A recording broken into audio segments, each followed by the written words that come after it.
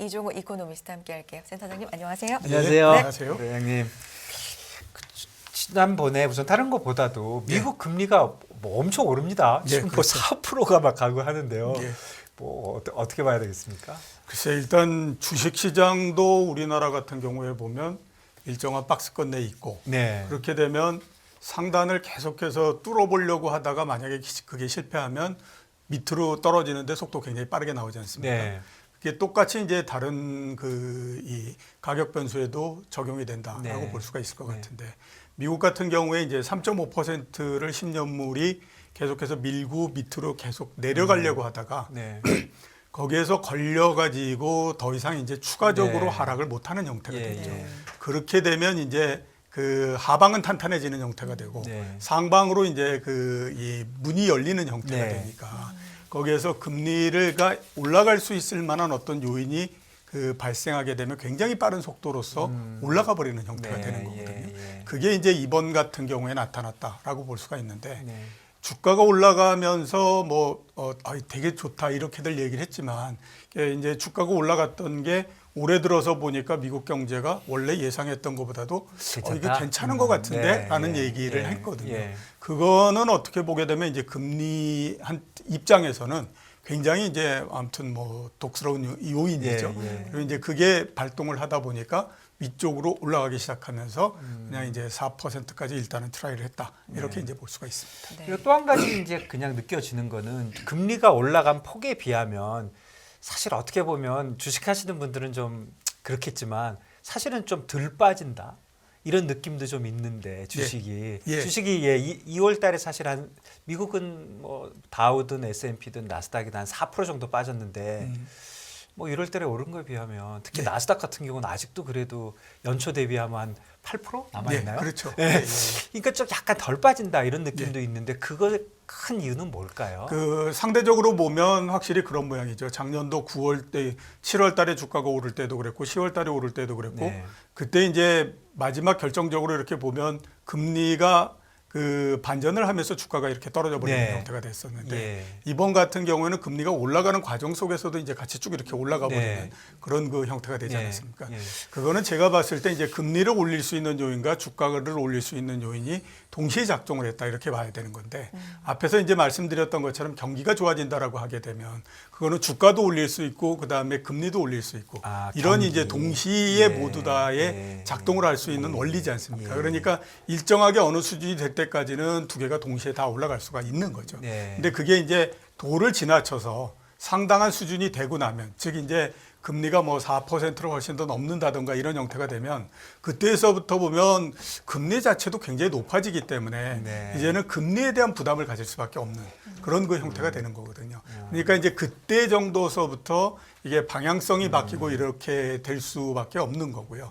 근데 앞에서 말씀드렸던 이제 7월 달이나 10월 달 같은 경우에는 그것보다는 워낙 그 당시에 올해의 경제나 이러에 대해서 이 전망이 안 좋았으니까 당연히 금리가 조금만 올라간다고 하더라도 그냥 주식 시장이 쏟아져 내리는 그런 형태가 됐던 거죠. 그게 아마 이번하고 당시하고의 차이 이런 부분이 아닐 거라고 그럼 생각합니다. 경기가 초점을 맞추다 보니까 전에하고는 달리 주가도 오르고 이제 이자율도 오르고 하고 지금 말씀해 주신 대로 그래도 도가 지나치면 안 될 것이다 그랬는데 지금 도를 지나쳤나요?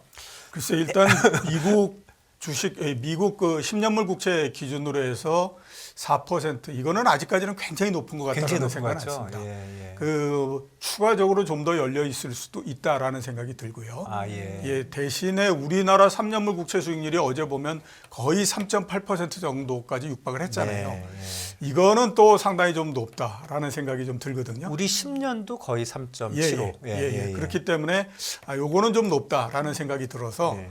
금리에 대한 부담은 우리가 미국보다는 조금 더 높지 않나라는 생각이 들고요.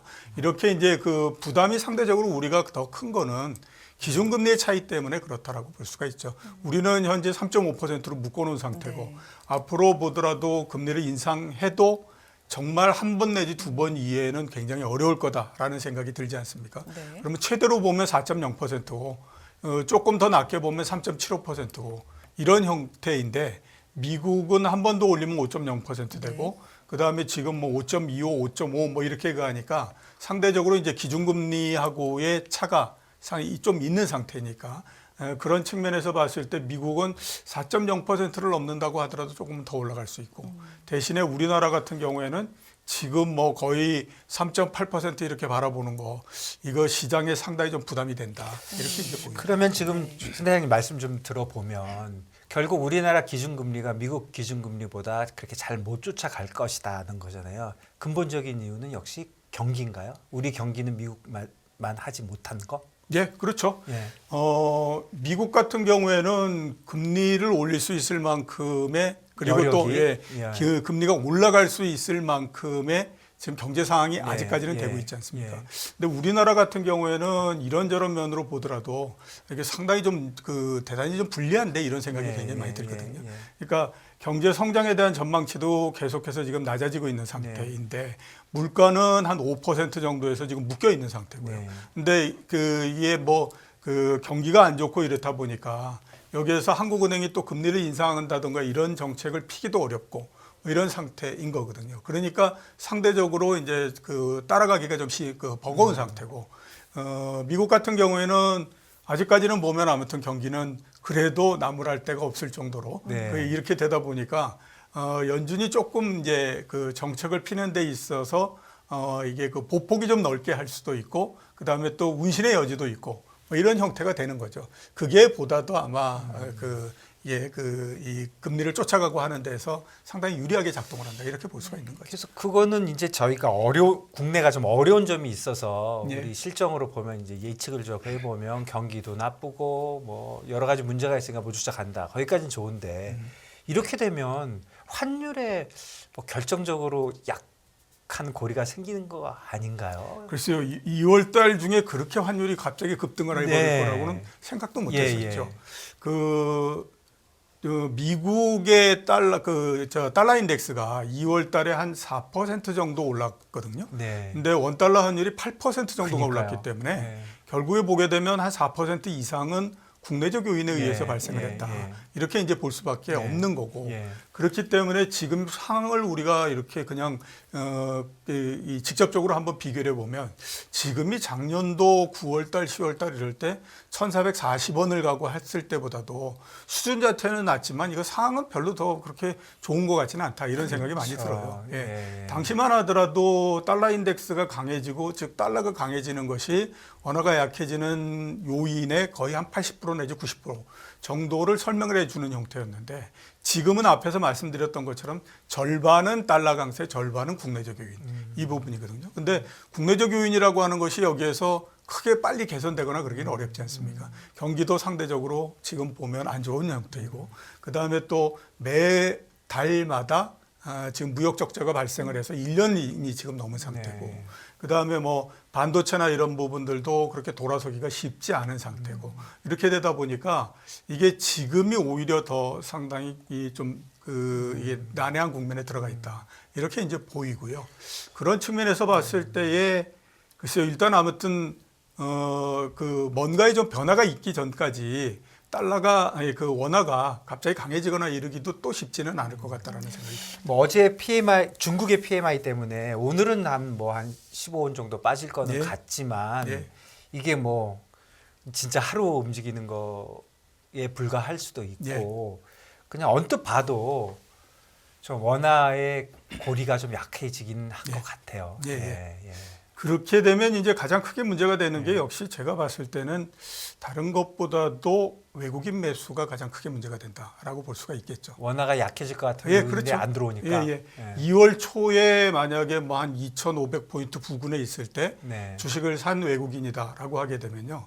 주가가 떨어져서 한 3% 정도 손실을 받고요. 네. 그다음에 또 원화가 떨어져서 8% 정도 손실을 받기 때문에 환율에서 더 많이 받는. 예, 한 달 동안에 걸쳐서 11% 정도 그 손실을 본 거거든요. 굉장히 한 달 동안에 큰 손실을 봤다라고 볼 수 있기 때문에 이런 상태에서는 외국인도 들어오는데 상당히 좀 주춤해질 수밖에 없죠.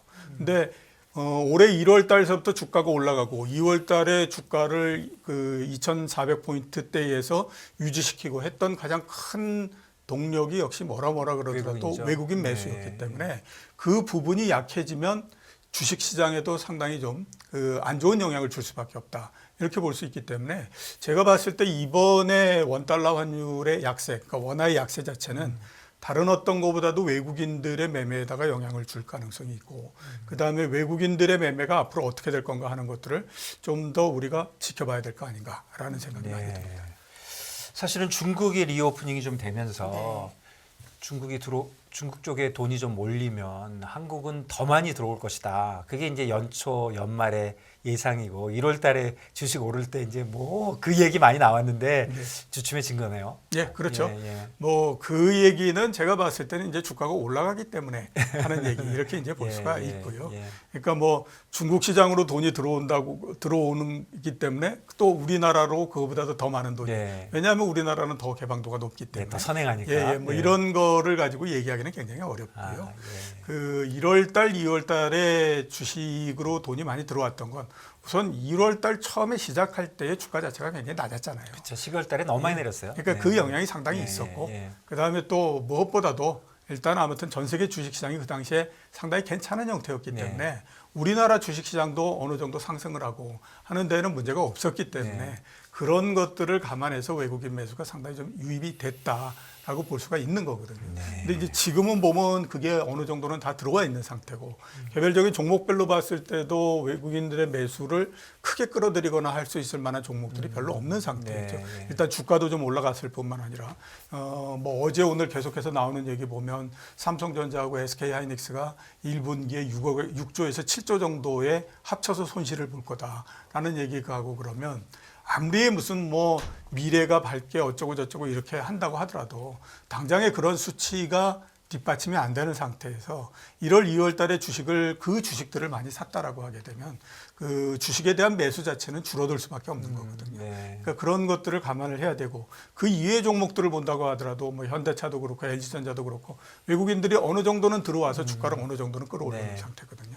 그러니까 그게 이번에 아마 제일 타격을 많이 받는 부분 이게 되지 않을까라는 생각이 듭니다. 그 반도체 말씀해 주시니까 그냥 제가 궁금해서 좀 여쭤보면 반도체는 중국이 오프닝하면 아무래도 뭐 나쁠 건 없어 보이는데 지금 국제 뉴스 보면 자꾸 뭐 미국이 뭐 반도체 가지고 뭐 보조금 좀 받으려면 뭐 뭐래라 하고 난리를 하는데 그게 과연 많은 영향을 미치는 건가요? 아니면 뭐 좀 무시해도 되는 그 미국의 지금 반응?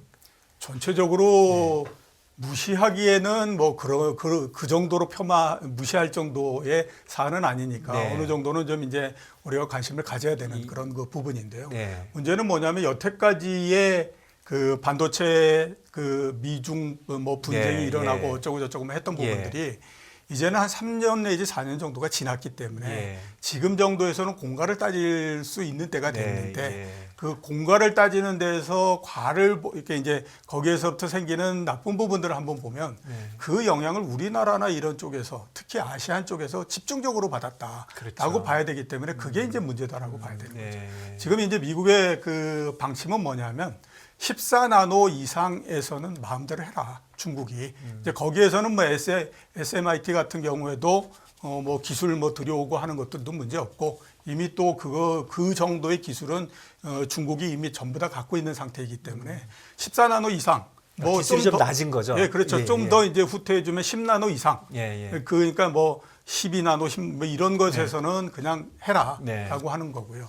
대신에 이제 제동을 걸고 있는 거는 뭐냐면 그 밑에 있는 거. 그러니까 뭐 초극세화라고 하는 거 있지 않습니까? 그쪽에는 이제 제동을 거는 거거든요. 거기에는 반도체도 못 들어가게 하고 그다음에 장비도 못 들어가게 해서 중국이 뭘 못하게 만드는 이런 건데 이제 우리나라 같은 경우에 한번 보게 되면요. SK하이닉스가 그 중국 그 매출 비중이 한 45% 정도 되고 그 삼성전자가 한 20% 정도 되고 이런 상태거든요. 근데 우리가 중국에 무슨 14나노, 뭐 그다음에 뭐 64나노 이런 것들을 판매해가지고 돈을 벌겠습니까? 그거는 이미 굉장히 상품화가 돼버렸기 때문에 그거는 중국 자체 내에서 해결하는 부분이고요. 그동안에 이제 우리가 돈을 벌었던 거는 초극세화되어 있는 반도체를 팔아서 거기서부터 돈을 벌고 한 거죠. 근데 이제 그게 못 들어가게 되다 보니까 지금은 보면 그 영향이 우리나라 이런 데 이제 본격적으로 나타나는 거고 그러다 보니까 이제 무역 수지 측면에서 중국에도 적자가 나고 반도체도 적자가 나고 그거를 서로 교집합을 만들면 중국의 반도체가 이거 문제가 생겼네. 이렇게 이제 되는 거죠. 네. 그러니까 앞으로 그러면 어떻게 될 거냐. 네. 이거를 과연 그럼 풀어줄 거냐. 네. 현재까지는 그건 아니다라고 봐야 되거든요. 그러니까 상당히 지금 좀 어려운 부분들이 있는 거는 사실입니다. 그리고 그 어려운 것들을 해소하려면 우선 아무튼 미국과 중국 사이에 또 다른 뭔가가 이렇게 이게 만들어져야 되는데 현재로서는 뭐 서로 간에 그냥 그 칼날을 세우면서 있는 상태이기 때문에 그게 지금 상당히 좀 어렵다라고 봐야 되는 거죠. 그리고 SK나 삼성전자 입장에서는 중국 의존도를 그렇게 뭐 빠른 속도로 다른 데로 바꾼다든가 이런 건 어려운 그거는 쉽지가 어렵습니다. 않죠. 왜냐하면 전 세계의 그 반도체 그 소비의 네. 50% 이상이 중국에서 이루어지고 있거든요. 네. 그러니까 50% 이상인 나라를 제외하거나 뭐 거기에서 극세화되어 있는 어떤 거를 제외하거나 이렇게 되면 그거를 대체해 줄 수 있을 만한 시장이 현재로서는 그렇게 많지 않은 상태입니다. 그렇기 때문에 그게 상당히 문제가 될 수밖에 없는 거거든요. 그러니까 굉장히 신경 쓰이는 이슈네요. 예, 그거는 이제 뭐 지금 굉장히 신경 쓰이는 이슈. 그렇게 될 수밖에 알겠습니다. 없죠. 네. 네. 1월에 시장이 반등을 했을 때는 싸다라는 매력이 남아 있었는데 지금은 그것도 좀 희석이 된 상태고 네. 그리고 말씀해 주셨지만 환율로 인해서 외국인 수급도 좀 기대하기 어려운 상황이고 뭐 여러 가지로 봤을 때 그러면 개별 종목 위주로만 기대할 수 있는 시장이 계속 될 건지 여기서 좀 근본적인 원동력이 있으려면 좀 가정을 해본다면 어떤 게 좀 필요할지 우리 시장에. 우선은 앞으로 시장 네. 자체는 이제 그 제가 봤을 때는 이제 개별적인 종목별로 이렇게 이제 계속해서 바뀌어가는 형태가 네. 될 걸로 보이고요. 그 시장이 근본적으로 좀 바뀌고 하려면 네. 우선 다른 어떤 것보다도 펀더멘탈한 요인이 조금 뒷받침이 돼줘야 됩니다. 그런 게 네. 어떤 예, 건가요? 그러니까 뭐 그 지금 그에서 뭐 외국인 매수가 어느 정도 들어오고 이런 수급적인 측면은 그건 일시적인 영향밖에 네. 주지 못하는 거거든요. 근데 이제 지금 우리나라 펀더멘탈한 측면에서 봤을 때 경제 성장률 떨어지죠. 그다음에 기업 실적 줄어들죠. 금리는 보면 상당히 높은 수준에서 지금 내려오지 못하는 상태. 네. 이런 거잖아요. 그러니까 최소한 아무튼 이게 성장이 바닥을 치고 이제 더 이상 나빠지지 않는다라고 하는 정도의 이 생각이 들어야 그걸 이제 바꿔줄 수 있는 겁니다. 그렇기 때문에 시장은 그런 부분이어야 근본적인 변화고요. 앞으로 이제 시장은 앞에서 제가 말씀드렸던 것처럼 개별적인 종목별로 간다. 이렇게 이제 보이는데 그 작년도 7월, 10월 달에 주가 올랐던 거하고 이번에 오른 거의 차이를 보면 작년 10월이나 9월 달 같은 경우는 올랐다가 고점을 딱 치면 그 다음에 쭉 내려와 버리는 형태였잖아요. 네. 근데 이번 같은 경우는 2월 달 내내 위에서 이렇게 그 버텨내는 잘 안 떨어지긴 해요. 그런 형태인 예, 예. 거죠. 그러니까 그만큼 시장에 대한 기대도 커졌다라고 볼 수가 있습니다. 근데 그 커진 부분이 코스피 측면에서 그거를 모두 다 뒷받침을 해주지 못한다라고 하게 되면 그 다음서부터 이제 개별적인 종목별로 막 나가는 거거든요. 그러니까 이제 2차 전지라고 하더라도 실제 2차 전지를 만드는 회사나 2차 전지 장비를 만드는 회사나 이런 데는 주가가 안 오라고요. 대신에 2차 전지 소재 만드는 회사는 어마어마하게 올라가고 막 이런 형태가 나오잖아요. 그런 형태로서 계속해서 이제 바뀌어가는 그런 이제 시장의 그 형태가 된다라고 봐야 되는 거죠. 가만히 보면 그 코스피보다 코스닥이 사실 많이 올랐잖아요. 예, 그렇죠. 이것도 같은 맥락인가요? 예, 그렇죠. 예, 예. 시가총액 1등, 2등, 그다음에 뭐 4등입니까? 이게 네. 한꺼번에 한 그러니까. 1월 달 정도서부터 주가가 거의 한 60%, 70%씩 예, 오르니까 예, 지금 그거를 코스피에다가 대비시켜 보면 삼성전자, 그다음에 뭐 LG 에너지 솔루션, SK 하이닉스가 1월 달, 2월 달에 주가가 60% 올랐다라고 하면 지금 아마 코스피 주가는 2,700포인트까지 올라가 있을 네. 겁니다. 그렇네요. 그런 형태가 나온 거예요. 그런 형태가 나온 거네요. 그러면 결국 미국 주식이 버티는 이유도 경기 쪽에 좀 있는 것이니까 우리도 우리 경기가 좀 살아나야 된다. 근데 우리 경기를 보면 그렇게 막 미국하고 비교해 보면 조금 암울해 보이기도 하는데. 예. 예. 네, 상대적으로 그렇습니다. 미국보다는 우리나라가 현재로서는 별로 안 좋죠. 네. 그러니까 미국 같은 경우에는 버텨내고 있다라고 네, 볼 수가 네. 있고, 그다음에 그 버텨내는 요인은 두 가지로서 그 동안에 그 정부가 계속해서 지원해줬던 부분들이 현재까지도 은행에 예금 잔고로 남아 있다. 네. 그걸 계속해서 소비할 수 있다라고 하는 부분. 지원금. 그렇죠. 예. 그다음에 워낙 고용이 잘 돼 있는 상태이기 때문에 고용이 높은 상태이기 때문에 지금 이 월간으로 따졌을 때에 임금 상승률이나 총임금 상승률이 8% 정도 돼서 지난 2010년대 10년 동안 4% 정도였거든요. 그거의 2배 정도가 되니까 갖고 있는 거 있고 그다음에 버는 거 많고 그렇게 되다 보니까 소비를 할 수가 있는 네. 그런 상황인데 우리는 아시는 것처럼 그 전 국민 재난지원금 딱 10만 원을 한 번 정도 줬었지 않습니까? 네. 그러니까 미국하고 그런 부분들에서 아주 차이가 많이 나는 거고 그다음에 뭐 그 고용이 굉장히 많이 그래서 임금 상승률이 굉장히 높다든가 이런 부분들이 안 나오니까 전체적으로 봤을 때 우리나라 경제나 이게 그 미국보다는 상당히 좀 그 약하게 보일 수밖에 없는 거고 거기에다가 이제 우리가 그 수출을 굉장히 중요시하는 나라인데 무역 수지 적자가 1년 내내 계속되다 보니까 사람들이 이게 뭔지 모르지만 아무튼 경제에 상당히 심각한 문제가 있는 거 아니냐라고 하는 생각을 가질 수밖에 없게 됐죠. 그게 이제 상당히 또 경제에다가 불안정한 모양을 보이는 그런 게 됐더라고요. 제가 맨날 미국 것만 보니까 미국의 고용과 물가에 대해서는 좀 알겠는데 예. 국내 지금 고용 상황 그다음에 물가 상황은 어디쯤 가고 있나요? 국내 물가는 5%대 그 초반 정도에서 지금 머물고 있습니다. 네. 그러니까 그 작년도 12월 달에 5.0%까지 네. 왔다가 예. 그 내려갈 줄 알았었는데 그 다음에 5.2%로 전혀, 조금 예, 이제 예, 반등을 해버린 예. 상태라서 이게 속도가 굉장히 많이 줄어들고 네. 앞으로 5%대에서 계속 묶여 있는 게 아닐까라고 네. 하는 이제 우려를 이제 저희가 네. 하고 있는 상태고요. 그 다음에 이제 우리나라의 실업률은 전체적으로 봤을 때 실업률이나 이런 것들은 그렇게 높지는 않습니다. 네. 그건 우리나라의 실업률을 추계하는 방식이 미국하고도 좀 다르고 네. 이런 부분들도 있고. 네. 근데 이제 옛날서부터 많이 얘기하는 게 이제 그 뭐 몇 월 달에 고용이 어느 정도 늘었다. 그러면 그 고용 늘어난 거에 80% 이상이 세금을 동원해 가지고 60대 이상에서 늘었기 네. 때문에 네. 이게 문제가 있다 없다 이런 예, 얘기 있지 예, 않습니까? 예. 그 부분은 우리가 계속되고 있기 때문에 아직까지 고용이라고 하는 것이 심각하게 나쁜 것도 아니고 그다음에 다른 경제 변수들을 더 끌어올릴 수 있을 만큼 굉장히 좋은 상태도 아니고 이런 상태라고 봐야 될 것 같고요. 그러니까 고용은 조금 중간쯤 있고 예, 물가는 좀 걱정되고. 예, 생각했던 것보다는 하락하거나 이런 것들의 속도가 상당히 좀 더디고. 근데 이게 우리나라만 그런 것이 아니라 전 세계적으로 보면 올해 들면서부터 물가 상승률이 주춤해지거나 오히려 거꾸로 가거나 막 이런 그 형태가 나오고 예, 있지 않습니까? 예. 그래서 이게 이제 요즘에 이제 많이 가는 거죠. 금리를 계속해서 이제 동결을 시킬 수 있을 줄 알았는데 물가가 이걸 뒷받침해주지 않네. 네. 이런 얘기들 이제 그런 계속하는 걱정도 있고 물가가 높으면 또 경기에 아무래도 압력을 줄 거고. 예, 그렇죠. 예, 예. 소비를 감소시킬 수 있는 요인이 되기 때문에. 예, 같은 좀 맥락에서 중국 경기 얘기할 때는 부동산을 엄청 보는 것 같아요. 부동산 경기가 모든 거를 이제 그러니까 역전을 시켜줄 것처럼. 예, 예. 우리도 그런가요?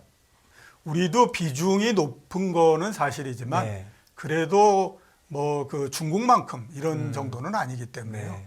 부동산 경기가 바뀐다라고 해서 그게 뭐 결정적으로 바뀌거나 네. 이러지는 않습니다. 네. 중국 같은 경우에는 뭐 다 아시는 것처럼 네. 이 건설을 해야 되는 것도 있지만 네. 또 이 조세수 이게 그 세수의 상당 부분들도 땅을 빌려주고 거기서부터 받는 돈 이런 걸 가지고 해결을 하고 이렇게 그 하지 않습니까? 아, 땅을 빌려주죠. 아직도요? 예, 그렇죠. 빌려주고 예, 예. 그러니까 모든 땅은 국가의 소유니까 네. 그거를 빌려주고 그거를 쓰는 비용을 이제 국가에다 납부를 하는 거거든요. 이제 그렇게 가는데 우리는 이제 그런 부분들은 아니고, 그러니까 우리 같은 경우에는 부동산 경기가 영향을 미치는 것은 이제 건설 경기, 토목 경기 이런 것들이 어떻게 되느냐 하는 부분. 그 다음에 이제 약간의 부의 효과가 이제 나오는 거죠. 그러니까 이제 집값이 많이 올라가고 그러면 왠지 모르지만 부가 늘어난 것 같으니까 소비를 좀 늘린다든가. 아까 그 얘기 좀 했었어요. 예, 예, 이렇게 이제 되는데 예. 미국 같은 경우에는 그게 좀 뚜렷하다라고 많이 얘기하는데 우리나라 같은 경우에는 그게 그렇게 뚜렷하게 나타나거나 그러지는 않습니다. 그러니까 부동산도 그렇고 주식도 그렇고 주가가 많이 올라갔을 때 소비가 늘어나고 이러는 것하고 상관관계를 뭐 그 한번 보면 상관관계가 없는 건 아니지만 굉장히 미약하게밖에 안 나타나는 그런 그 형태를 보이고 있죠. 네. 그러면 이제 다 돌아 다시 가보면 지금 코스피가 보니까 2,400에서 계속 잘 떨어지진 않아요. 내려가면 싹 올라오고. 예. 그럼에도 불구하고 2,500만 가면 뭐 힘을 제가 못 보기에는 쓰죠. 거의 뭐 얄짤없다. 그냥 무조건 내려오는데 예. 계속 그런 박스 이렇게 보십니까? 이걸 마지막 말씀으로 네. 정리를 예, 드려야 될 것 같아요. 지금은 네. 위에서 이제 이렇게 박스권의 위에 붙어 있는 형태고요. 지금도요. 예, 예. 네. 그걸 이제 그 돌파하지 못하면 시간이 지나면서 힘이 조금씩 약해지면서 밑으로 내려오게 됩니다. 네. 근데 지금까지 주가가 움직이는 형태는 밑으로 내려오겠다라고 하는 힘이 위로 돌파하려고 하는 힘보다는 조금 더 강하다 하는 네. 생각이 듭니다. 그래서 이번에 돌파하기는 좀 어려울 것 같다라는 생각이 들고요. 결국에 보면 그렇게 되면 다시 또 하단을 향해서 한 번 정도 내려갈 텐데 네. 지금 하단을 향해서 내려갈 수 있는 핑계거리는 굉장히 많이 생겼지 않습니까? 네. 뭐 경기도 그렇고 네. 그다음에 금리도 그렇고 이런저런 얘기들 굉장히 많으니까 그런 분으로 해서 제가 봤을 때는 하단을 향해서 한 번 좀 가지 않을까라는 생각이 듭니다. 하단이라 하면 한 2,200포인트 정도겠죠. 네, 네, 그렇군요. 네, 이종호 이코노미스트와 오늘 시장에 대한 이야기 전반적으로 들어봤습니다. 오늘 말씀 고맙습니다. 예. 감사합니다. 네. 자,